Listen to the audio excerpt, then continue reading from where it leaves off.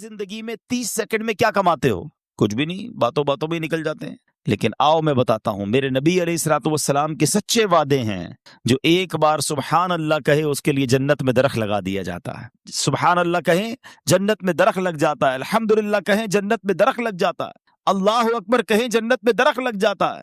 تو کیوں نہیں صبح و شام اللہ اور اس کے رسول کا ذکر کر کے جنت میں اپنے درخت، اپنے باغات لگوا لو، تاکہ جب دنیا سے جائیں گے، مجھے ایک بات بتاؤ، جس کے جنت میں درخت لگے ہوں گے اس کو جنت میں جانے بھی تو دیا جائے گا نا۔ تو انشاءاللہ اللہ رسول کا ذکر کرو، جنت میں داخلہ بھی ملے گا۔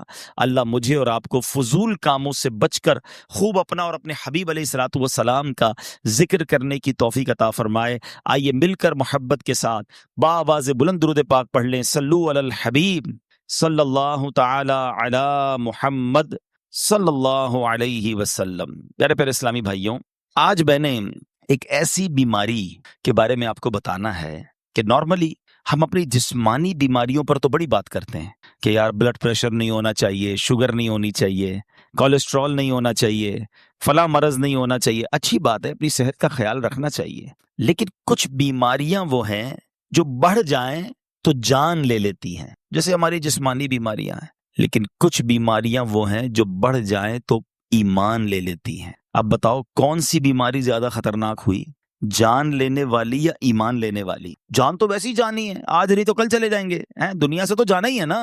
اور اگر بیماری کے عالم میں کوئی جاتا ہے اور صبر کر کے جاتا ہے تو اس کے گناہ بھی معاف ہو جاتے ہیں۔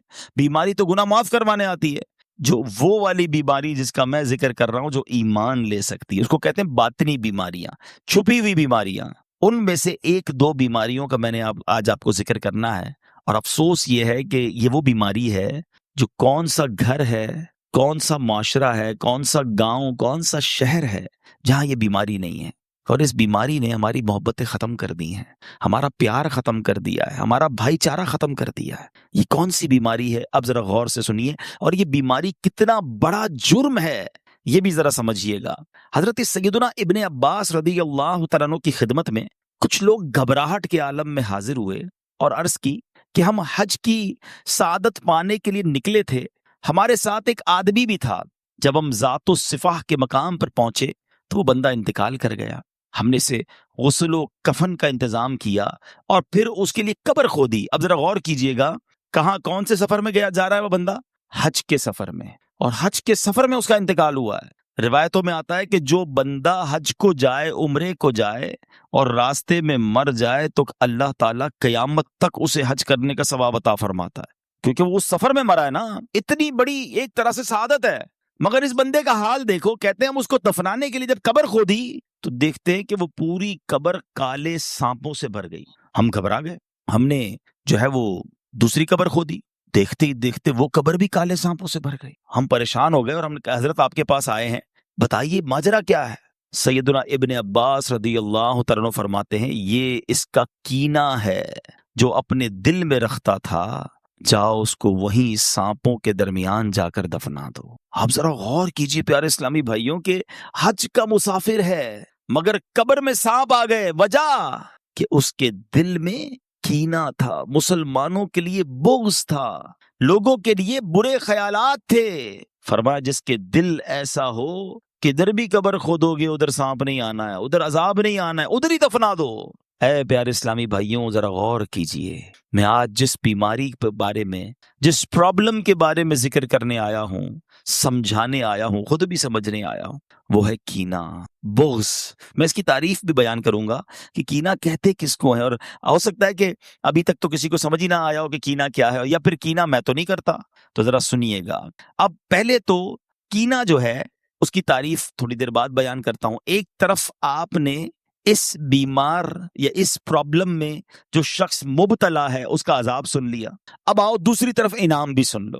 ایک بار پیارے آقا علیہ الصلوۃ والسلام نے، صحابہ کرام موجود تھے، سیدنا انس رضی اللہ تعالیٰ عنہ اس حدیث کے راوی ہیں، کہتے ہیں کہ نبی پاک علیہ الصلوۃ والسلام نے فرمایا کہ یطلع علیکم الآن من هذا الفج رجل من اہل الجنہ۔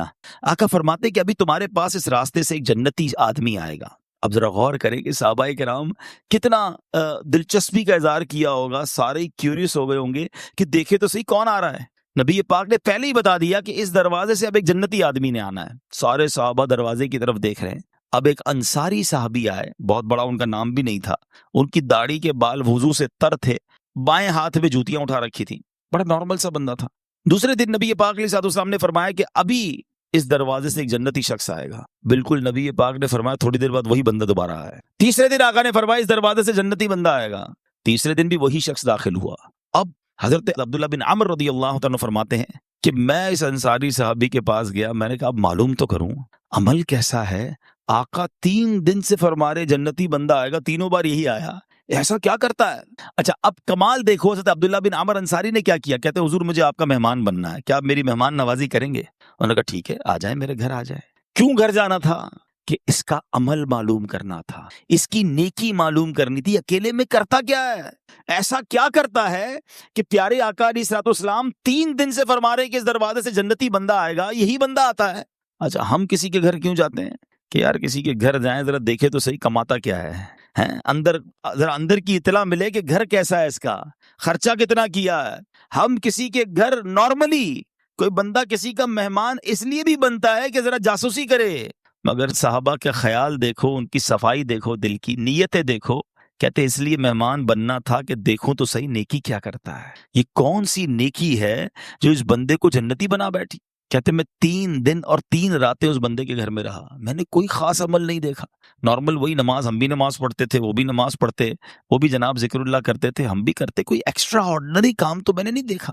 3 دن بعد میں واپس جانے لگا، میں نے کہا میں جا رہا ہوں، تو اس نے کہا کہ آپ آئے کیوں تھے؟ کہا میں تو اس لیے آیا تھا کہ آپ کا کوئی خاص عمل ہے جو میں دیکھوں کہ پتہ چلے کہ 3 دن تک نبی پاک نے فرمایا کہ اس دروازے سے جنتی شخص آئے گا، تینوں بار آپ آئے، آپ کا کوئی ایسا ایکسٹرا کوئی خاص کوئی بڑا عمل تو مجھے نظر نہیں آیا۔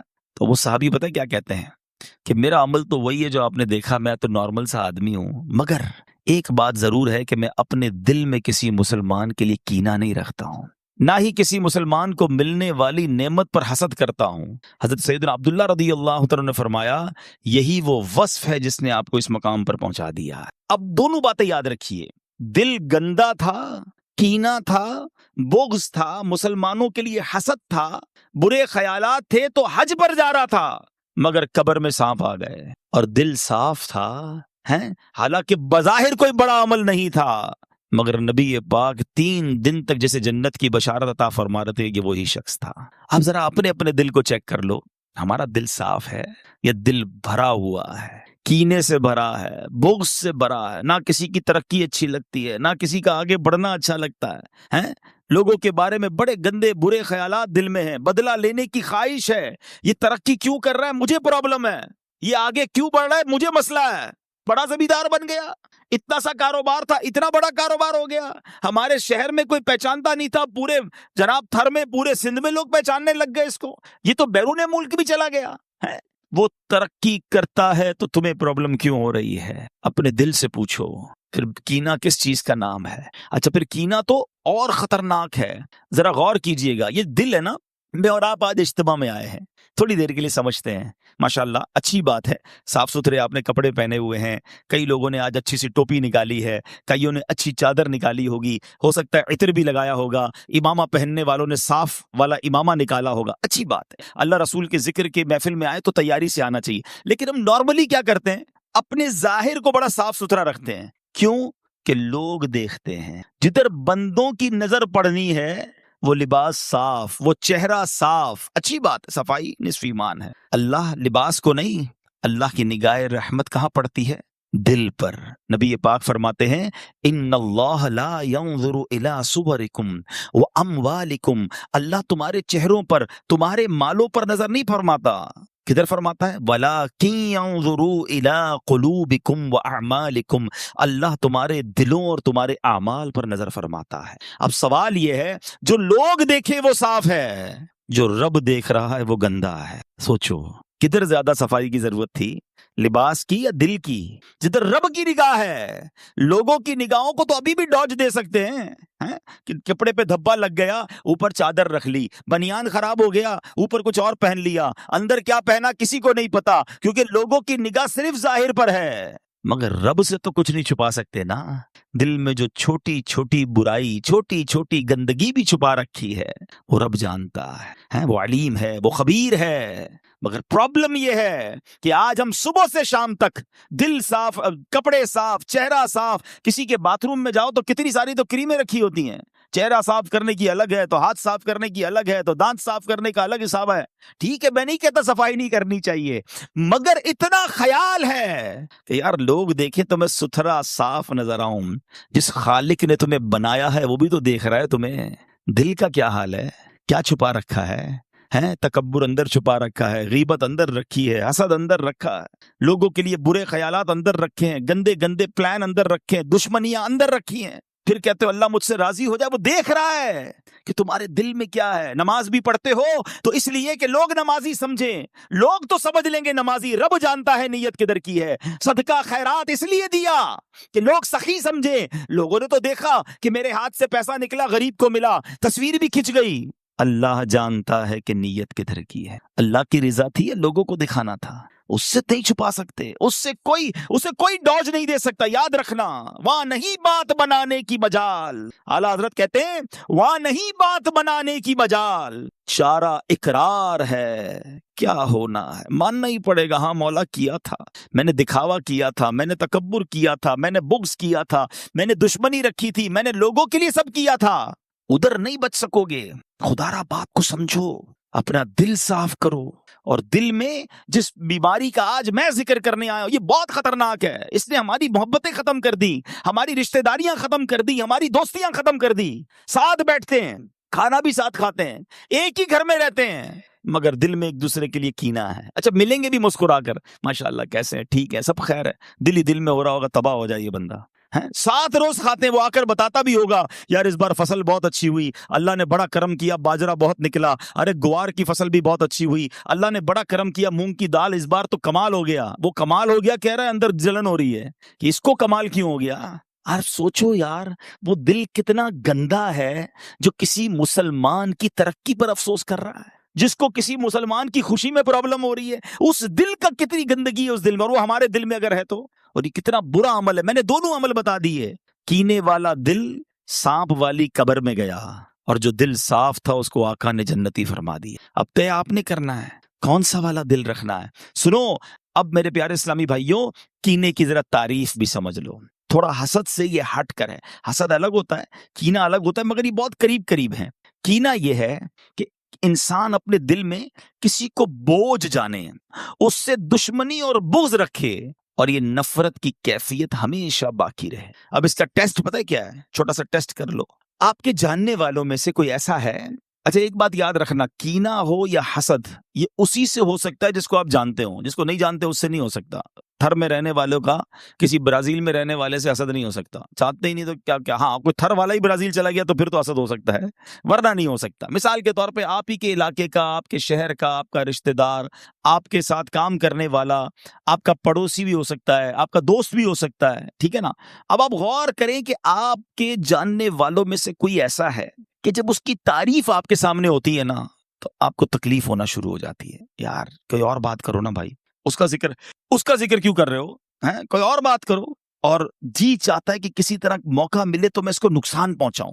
معذرت کے ساتھ یہ جو انٹیریئر کے ایریاز ہیں نا، اندرون کے جو علاقے ہیں، تھر بھی ہے اس میں، سندھ بھی ہے، پنجاب بھی ہے، بلوچستان بھی ہے، خیبر پختونخوا بھی. بدقسمتی یہ ہے کہ یہاں دشمنیاں پالی جاتی ہیں اور برسوں دشمنیاں رکھی جاتی ہیں. بچوں کو بھی بتایا جاتا ہے کہ فلاں خاندان ہمارا دشمن ہے. بتاؤ یار کیا اسلام اس لیے آیا تھا؟ میرے آقا تو دشمنیاں مٹانے آئے تھے نا. نبی پاک نے تو فتح مکہ کے بعد خون کے پیاسوں کو بھی معاف کر دیا تھا، اور آج مسلمان کو معاف کرنے کے لیے تیار نہیں ہے. اور اگر آپ سٹارٹ دیکھیں تو کسی چھوٹی سی بات سے یہ معاملہ شروع ہوا ہوگا اور اب تک نہ جانے کتنے لوگ قتل ہو چکے ہوں گے، لیکن احساس نہیں ہے. پھر کینہ اور کس شے کا نام ہے کہ تم دشمنی رکھتے ہو دل میں. پھر سوچ لو کہ یہ کہیں بیماری ہمیں قیامت کے دن مروا نہ دے، قبر میں سانپ اور بچھو نہ آ جائے. حدیث پاک کا مضمون ہے کہ کچھ بیماریاں ایمان مونڈ دیتی ہیں. ایمان مونڈنے والی بیماری کون سی ہے؟ فرمایا اس میں کینہ اور حسد بھی ہے، جو انسان کا ایمان برباد کر دیتی ہے. خدارا اس وبا کو نکالیے۔ نبی پاک فرماتے ہیں ان قریب میری امت میں پچھلی امتوں کی بیماریاں آ جائیں گی۔ صحابہ کرام نے عرض کی حضور پچھلی امت کی بیماریاں کیا ہیں؟ تو آقا نے فرمایا تکبر، اترانا، ایک دوسرے کی غیبت کرنا، دنیا میں ایک دوسرے پر سبقت کرنے کی کوشش کرنا، بغض رکھنا، بخل یعنی کنجوسی کرنا، یہاں تک کہ وہ ظلم میں تبدیل ہو جائے، پھر فتنہ و فساد بن جائے۔ یہ پچھلی امتوں کی بیماریاں تھیں، مگر آج ہمارے اندر بھی ہے۔ چھوٹی چھوٹی بات پر دشمنیاں پالی ہیں، اور یہ جو حسد ہے نا، یہ تو اتنا برا عمل ہے، اتنا برا عمل ہے۔ میں ذرا ایک سوال پوچھنا چاہتا ہوں، آپ کو اندازہ ہو جائے گا کہ حسد ایکچولی کتنی بری چیز ہے۔ مجھے بتاؤ شہرت دینے والا کون ہے؟ سب مل کر جواب دیں گے۔ دولت دینے والا کون ہے؟ ارے اللہ کا نام لے رہے ہو، زور سے لے لو نا۔ دولت دینے والا کون ہے؟ شہرت دینے والا کون ہے؟ اولاد دینے والا کون ہے؟ عزت دینے والا کون ہے؟ روزی دینے والا کون ہے؟ جب سب دینے والا اللہ ہے، اور اگر وہ کسی کو دے رہا ہے تو تمہیں پرابلم کیوں ہو رہی ہے؟ کبھی سوچا یہ حسد کتنا برا عمل ہے کہ جس کو رب دے رہا ہے تمہیں اس میں پرابلم ہے؟ اصل میں جو حسد کرنے والا ہے نا، وہ اللہ پر اعتراض کرتا ہے کہ اللہ اس کو کیوں دیا، مجھے کیوں نہیں دیا۔ یہ ڈائریکٹلی رب پر اعتراض ہے۔ اور دنیا میں جو سب سے پہلے گناہ ہوئے تھے نا، ان میں سے سب سے پہلے جو گناہ ہوئے وہ یہی تو تھے، حسد تھا، تکبر تھا۔ کیوں قابیل نے حابیل کو قتل کیا تھا؟ حسد تھا۔ کیوں شیطان نے حضرت آدم کو سجدہ نہیں کیا؟ حسد ہی تو تھا، تکبر ہی تو تھا۔ یہ سب سے پہلے اس دنیا میں ہونے والے گناہ ہیں، مگر آج مسلمانوں کے اندر بھی حسد اور کینہ آ چکا ہے۔ حسد ہے کیا؟ حسد کہتے ہیں کہ کسی کو نعمت ملے نا، تو بندے کو یہ تکلیف ہو کہ یہ نعمت اس سے چھن کر مجھے مل جائے، اور اگر مجھے نہ ملے تو کم از کم اس کی تو برباد ہو جائے۔ آپ سوچیں یہ کتنا برا عمل ہے، کتنا گندا ہے وہ شخص جو یہ سوچتا ہے کہ کسی مسلمان کو بربادی ہو جائے۔ ایک بات یاد رکھنا، جو دوسروں کا برا سوچتا ہے نا، اس کا خود ہی برا ہوتا ہے، کوئی کسی کا بگاڑ نہیں سکتا۔ ہاں، حسد کرنے والا جلتا رہے گا، کم کسی کا کچھ نہیں کر سکے گا۔ جو اس کے نصیب میں اس کو مل کر رہنا ہے۔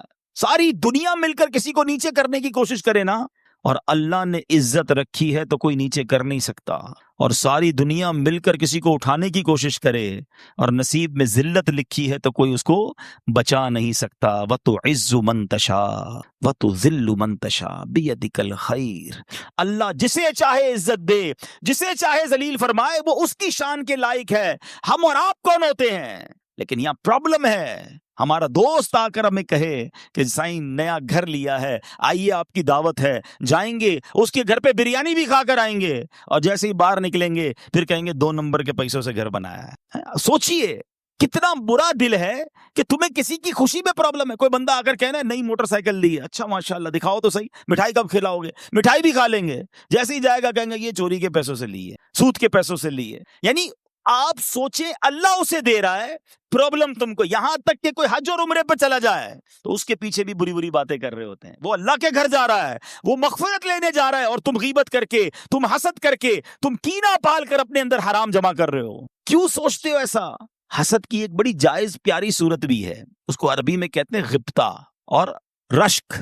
وہ کیا ہے کہ اگر کسی کو آپ دیکھتے ہیں کہ اللہ نے اس کو اچھا چہرہ دیا ہے، شہرت دی ہے، دولت دی، اب اللہ سے دعا کرو نا، یا اللہ اس کو دی ہے مجھے بھی دے دے، اس میں کوئی حرج نہیں ہے۔ اب ہمارا مائنڈ بہت تھوڑا سا ہے، ہمیں لگتا ہے اس کو موٹر سائیکل مل گئی، اس کو گاڑی مل گئی، اس کو شہرت مل گئی، مجھے کیا ملا؟ کچھ نہیں ملا، یا اللہ اس کا مجھے چھین کے مجھے دے دے۔ یہ تو وہ کہے کہ جس کو یہ ایمان ہو کہ اللہ کے پاس اتنا ہی تھا، اس کو دے دیا، اب اللہ کے پاس ختم ہو گیا، معاذ اللہ، ایسا تو ہے نہیں۔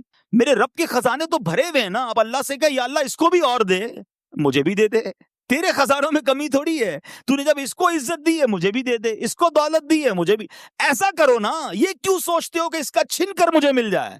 چھن کے ملے گا نہیں، تم جلتے ہی رہو گے۔ حسد کرنے والا دنیا میں بھی جلتا ہے اور آخرت میں بھی جلتا رہے گا۔ ایک جملہ یاد کر لو آج، اور وہ جملہ یہ ہے، سب کا بھلا سب کی خیر، سب کے بھلے میں اپنی خیر۔ ہاں، یہ دنیا میں دعا کرتے رہو، یا اللہ تو سب کا بھلا فرما، سب کی خیر فرما، ان سب کی بھی خیر فرما، میری بھی خیر فرما۔ وہ کریم ہے، وہ عطا فرمائے گا تمہیں۔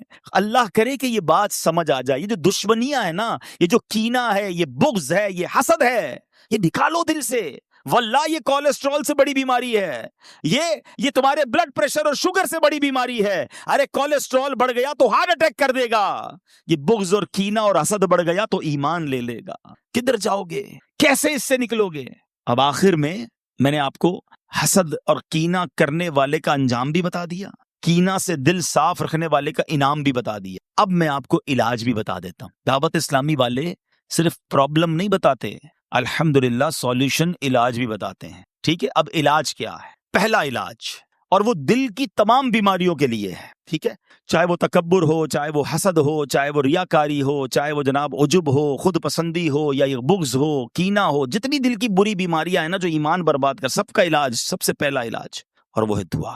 اللہ سے دعا کرتے رہا کرو، یا اللہ میرا دل صاف کر دے، اے اللہ تکبر سے پاک کر دے، بغض سے پاک کر دے، کینے سے پاک کر دے، میں برا ہوں میرے مالک، میرے دل کو صاف کر دے. دعا کرو نا. اللہ، ہم کمزور ہیں، اللہ تو کریم ہے نا، وہ نگاہ رحمت فرمائے گا تو یہ دل صاف ہو جائے گا. پہلا دعا کیا کرو. ٹھیک ہے، دوسرا علاج وہ ہے اینٹی بائیوٹک. تھوڑا سا مشکل ہوتا ہے نا، انجیکشن لگاتے درد ہوتا ہے نا، یہ درد والا علاج ہے، لیکن ہے بڑا زبردست علاج. کہ جس سے حسد ہو گیا ہے نا، یا جس کے لیے کینہ ہے دل میں، برا لگتا ہے، بربادی کی خواہش ہے جس کی، اور آپ کو لگا یار یہ تو میرے دل میں آ گئی ہے اور میں تو مر گیا. اچھا، ایک آپ کو عجیب سی بات بتاؤں، جس سے حسد ہے نا یا جس سے کینہ ہے، اس کو پرابلم نہیں ہے، پرابلم آپ کو ہے، کیونکہ آپ کے دل میں بیماری ہے. اس کو تھوڑی بڑا مسئلہ ہے، بیمار آپ ہو گئے ہیں تو اس کو کوئی مسئلہ نہیں، علاج آپ کو کرنا پڑے گا. تو اب علاج یہ ہے کہ اب اس کے لیے دعا کریں. جس سے حسد ہو گیا نا اسی کے لیے دعا کریں. اور دعا کیا کریں؟ مثال کے طور پہ کسی کی خوبصورتی سے حسد ہے، یار اتنا اچھا چہرہ کیوں ہے اس کا، اب دعا کریں یا اللہ اس کو اور اس کی خوبصورتی میں اضافہ فرما. کسی کی دولت سے حسد ہو گیا ہے، دعا کریں یا اللہ اس کے مال میں اور برکت دے. کسی کی شہرت سے حسد ہو گیا ہے، یا اللہ اس کی شہرت میں اور برکت دے. ہے مشکل، آپ بولیں مولوی صاحب بندہ پہلے ہی اچھا نہیں لگ رہا اور آپ کہہ رہے ہیں اسی کے لیے دعا کروں، تو یہی تو میں بتا رہا ہوں، انجیکشن ہے یہ. تھوڑی تکلیف ہوگی آپ کو، لیکن اس کا فائدہ بتا رہا ہوں. جب آپ اس کے لیے دعا کریں گے نا اس وقت آپ کو بھاری پڑے گا، لیکن آہستہ آہستہ کیا ہوگا کہ جب آپ دعا کرتے رہیں گے تو دل اس کے لیے صاف ہو جائے گا. آپ کوئی آ کر بتائے گا نا یار پتہ چلا وہ فلاں کی کاروبار میں اور ترقی ہو گئی، تو آپ کہیں گے میں بھی تو دعا کرتا ہوں، ترقی تو ہونی تھی. کوئی آ کر کہے گا یار وہ اور مشہور ہو گیا، ارے اللہ اور عزت دے، میں بھی تو دعا کرتا ہوں. اب آپ کے دل سے یہ حسد اور کینہ صاف ہونے لگ جائے گا. تیسرا علاج، یہ بھی تھوڑا سا کڑوی گولی ہے، اور وہ کیا ہے؟ میں بیمار ہے نا، بیمار کو دوائی تو دینی پڑے گی نا. علاج کرنا ہے تو دوائی لے لو، نہیں کرنا تو آپ کی مرضی. اور وہ کیا ہے کہ جس سے حسد یا کینہ ہو گیا ہے نا اس کو جا کر تحفہ دے. تحفہ کیا ہے؟ تحفہ حدیث میں آتا ہے تحفہ دو محبت بڑھے گی. ہاں، اب بندہ بولے مجھے اس کا چہرہ ہی اچھا نہیں لگتا، آپ کہہ رہے تحفہ اس کو دو جا کے. بیمار تم ہو نا، علاج کرنا ہے تو دو تحفہ، انشاءاللہ محبت بڑھ جائے گی، علاج ہو جائے گا، دل صاف ہو جائے گا. ہاں، ایک گڑبڑ مت کرنا کہ جا کر تحفہ دیتے وقت کہنا بھائی تم سے حسد ہو گیا تھا، مولانا صاحب نے کہا تحفہ دو اس لیے تحفہ لے کر آئے، اور پھڈا ہو جائے گا بھائی.